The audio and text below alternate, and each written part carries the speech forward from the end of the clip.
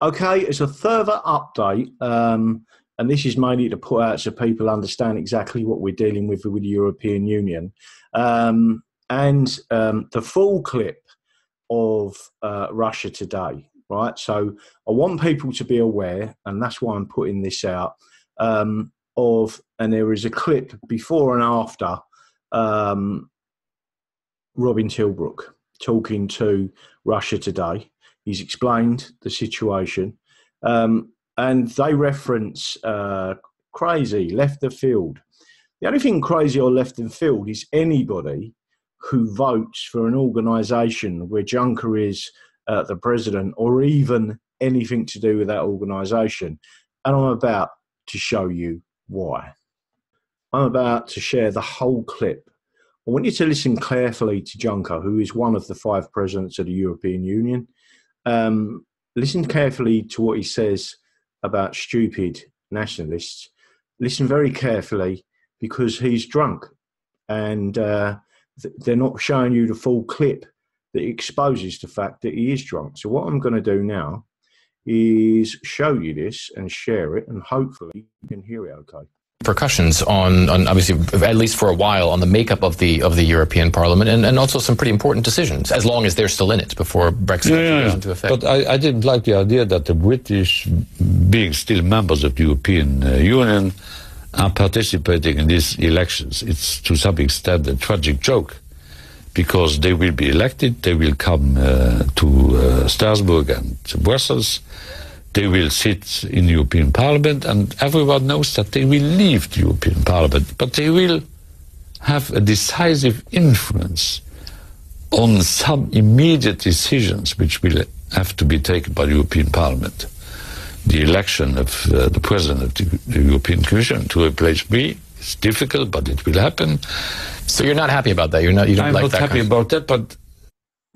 Just to stop that there, what he's actually saying there, that he's not happy about being replaced as president, right?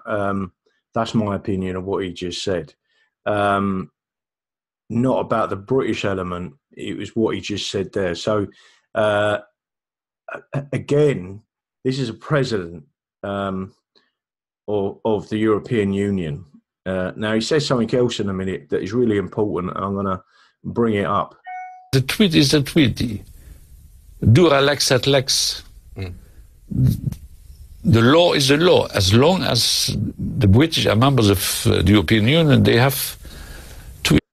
The law is the law. Elect their members to the European Parliament. And in general, with the EU elections coming up, the Eurosceptical right-wing forces seem to be very strong in many countries. How much does that concern you, and why do you think that is? What's wrong with the EU? What's wrong with Europe? What is wrong with them? That would be the other way of putting the same question. What is wrong with those who are openly fighting against the European Union? The European Union has proven to be the place of peace in the world. So whenever I'm traveling... Right. I can go through a number of issues since the European Union, not least of which issues with Spain, issues with Catalonia, issues currently in France, issues with Portugal, and anyone don't understand the Portuguese uprising in the 70s, you need to go back and look at that. But more recently, apart from the French yellow vests, and you can see that the individuals being attacked in the street by government forces, more recently, does anyone remember Bosnia, Serbia, etc., in the heart of Europe? Just want people to understand what's going on here. To Asia, to Africa, people are looking at us as if we were a kind of peace god, because we have achieved on this continent what has not been achieved elsewhere. We have 60 wars for the time being, globally spoken. I want people again to listen to what, first of all, he's drunk, But let me just say this. If I was ever in a debate with Juncker, let me tell you something. I would be talking about the European Union. I would be talking about the gas pipe going through Syria. I would be talking about that war being orchestrated and caused by the European Unions, and it is the European Unions, fouled energy crisis and policies that they actually helped create that war over a pipeline. In Europe, apart Ukraine, which is part of Europe, but which is not part of the European Union. These populists, nationalists, stupid nationalists, they are in love with their own country. So to be in love with your own country, your own culture, to be in love with the law, the rule of law, the Magna Carta, the Bill of Rights, everything that we stand for, that our generations have fought for, our previous generations, the people that we stand and salute at the cenotaph. We're stupid for doing that, are we? I want people to understand that the people in America that are demanding that United States of America flags are taken down, you should understand the story of the flag and what it represents and why it is flown. And let me just say this. On my mobile phone, I have a picture and an image, a live picture that I took in Washington when I was with Angel, traveling to, funny enough, an RV centre. And there's a massive flag flying, an American flag. And I was so proud of it and so in awe of that flag, knowing the story. I took a video, and that video is on my phone. And when I feel down, I play that video. And they don't like the others. In some countries of the European Union, the government, the parliament, a major part of the society don't like those coming from far away. I do like those coming from far away, because the main guiding principle of the European Union should be solidarity. We have to act in solidarity with those who are in the worst situation. But that message, which is obviously very important, also needs to resonate with voters. And what we've been seeing over the past European elections is turnout declining, and it seems as though the ones who can mobilize their forces are the ones who are Eurosceptic. It's always easier to mobilize negative forces than to mobilize positive forces. And in fact, I'm sad that I was listening to the British Cameron government not to intervene in the British referendum campaign, because the only institution, people, who could have said the opposite of those who were lying in the British campaign would have been the Commission. We were wrong not to intervene in that debate. Percussion. Right, so briefly, just to, that last part of that video, I can tell you now that we all know of one person who intervened, as it were. His name is Barack Obama. His name was Hussein Barack Obama. It didn't go down too well with the British public. Didn't go well with the English, the Welsh, the Irish and the Scottish. Thank you. Right, next clip. So I'm just going to go and look for this clip a second. So again, what I'm about to do is share the full clip of Robin Tilbrook, the solicitor, lawyer, constitutional expert that is convening a team to take the UK government to court. Listen to the full clip. One, he's not drunk. Two, he is highly intelligent, and he has taken the advice of Juncker. He believes the law is the law. So again, I'm about to share that image, and you can listen yourself to the whole clip. This is the whole clip. One man's on a mission to prove we've actually already left the EU. And English Democrat leader and Brexiteer Robin Tilbrook says he'll go to court to prove it. He believes the extension beyond the initial March the 29th deadline is invalid, as Theresa May didn't have the power to amend the withdrawal process. Well, the government says his case is totally without merit, but that hasn't stopped him raising nearly £60,000 to fund his challenge. And I'm delighted to say the man himself, Robin Tilbrook, joins me live. Robin, thank you very much indeed for joining us this evening. Well, on the face of this, you could say it looks crazy, a little sort of left of field, but tell me why you think we've already left.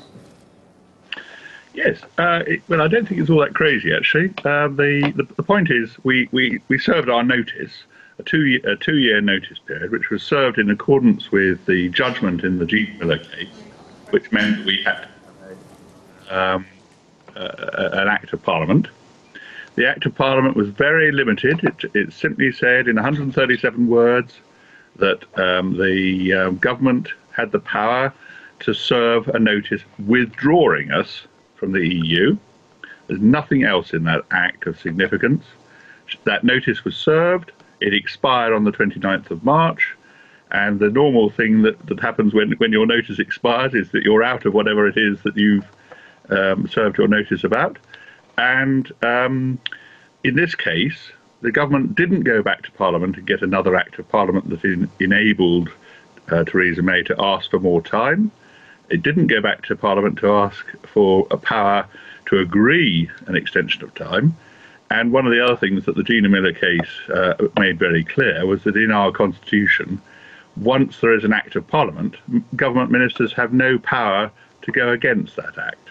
So it is actually quite a straightforward claim in one sense, but it has very far-reaching consequences, of course. Indeed, Robin. Let's have a look at some of the things you said there. I mean, even if, and it's a big if, we have left, given that no one else thinks we have, doesn't that sort of negate the truth as you see it? Well, it isn't that no one else thinks that we have. We've consulted widely amongst solicitors, barristers, QCs, and so far we've come across almost nobody who said that we haven't got a strong case.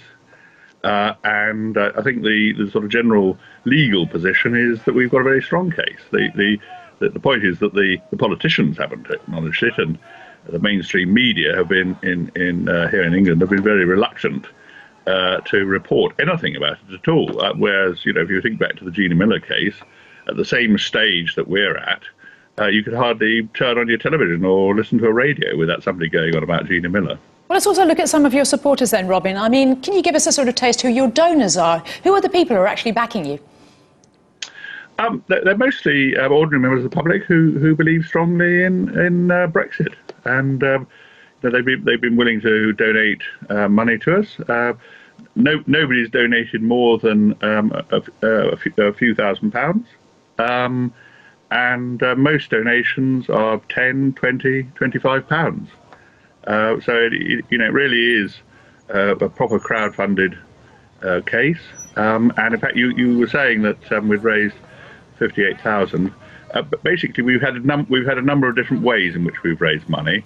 Some of which is specifically earmarked for the case, and others of which is generally supporting the English Democrats, because we are the people who are bringing the claim. So obviously, everything that we have is really on the line as far as the case is concerned. That is as the political party. That's not individual liabilities. Indeed, Robin. Let's talk. If I could ask you one quick last question. If you do win your case, we'll have the hardest of hard Brexit. Instantly, you'll destroy the country, wouldn't you? No, not at all. A lot of economists have been saying that actually, from where we are now, the best option is to leave with no deal Brexit or a World Trade Organization terms. So it wouldn't be a particularly bad thing. It would be quite a good thing. It's probably the only way we're going to get out. So if you are a Brexiteer, this really is the one and only way out. So again, I'm going to stop the share there, and we'll have a quick discussion on that. There is a number of things that he brought up there, obviously. That is the fuller clip. That's the full clip of what was said. That wasn't played as a full clip on RT, but we are grateful. And it's had, I believe, over 110,000 views on the Facebook. And it is their pinned article on Twitter. So, in other words, everyone can see it. Now, there's a number of things that I'll say about that. Again, Robin is receiving death threats. Robin is receiving threats, full stop. And there's a number of issues. which are now being looked at by the police, just to let everyone know. So now I'm going to show you this final recording. Now, I want people to be thinking, as they watch these clips, that treasonous May and her government want and have conspired in the background to allow the control of our military to go to the European Union. Let me just stop there. Now, I don't show you this video to mock Juncker. I believe he's an alcoholic.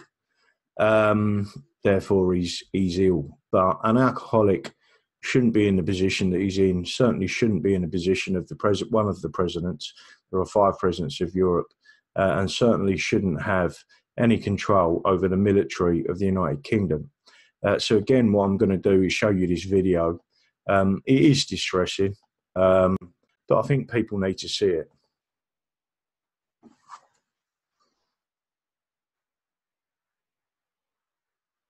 And again, this one's got no sound to it. But what I am going to do is obviously talk you through this. There is another video shown where he come out to on a platform to give a speech, and he had one black shoe on and one a brown shoe on.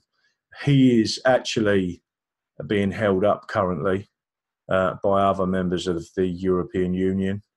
Billy go backwards.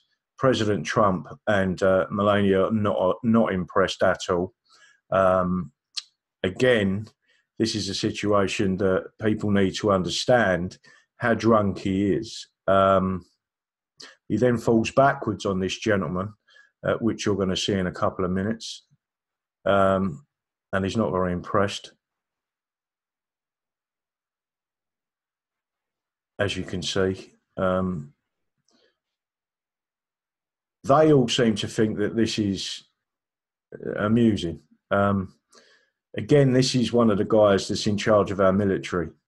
I can't say any more than that. All I can say is I'm absolutely disgusted at that position. So again, I'm going to stop the share, go back. Well, that's it. Really, we need to share this video as much as possible.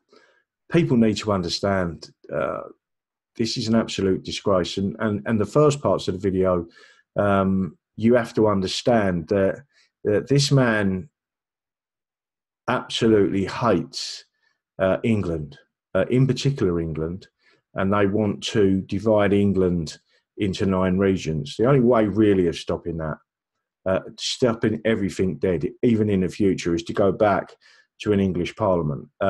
If it was me and my call, I would dissolve the UK Parliament, the Brotherhood of Nations.